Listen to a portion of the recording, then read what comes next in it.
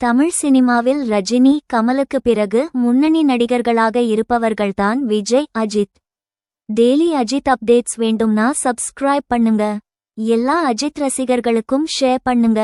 Comment இல் உங்கள் favourite Ajith song எழுதுங்க. ஒரு காலத்தில் இவர்களின் ரசிகர்களின் சண்டைதான் சமூக வலைதளங்களில் அதிகம் பேசப்பட்டு வந்தது.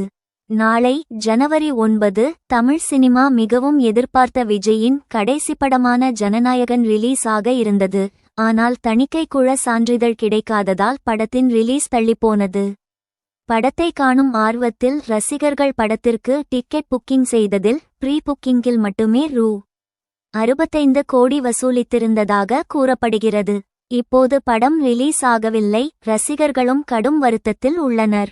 இந்த நேரத்தில் அஜித் ரசிகர்கள் கொண்டாடும் வகையில் ஒரு சூப்பரான தகவல் வந்துள்ளது. அதாவது கடந்த வருடம் வெளியாகி சூப்பர் டூப்பர் ஹிட்டடித்த குட் பேட் அக்லி படம் பொங்கலுக்கு தொலைக்காட்சியில் ஒளிபரப்பாக உள்ளதாம். சன் தொலைக்காட்சியில் வரும் ஜனவரி 15 பொங்கல் ஸ்பெஷலாக மாலை 6:30 மணிக்கு படம் ஒளிபரப்பாக இருக்கிறது. இந்த தகவல் அஜித் ரசிகர்களுக்கு சூப்பர் கொண்டாட்டத்தை கொடுத்துள்ளது.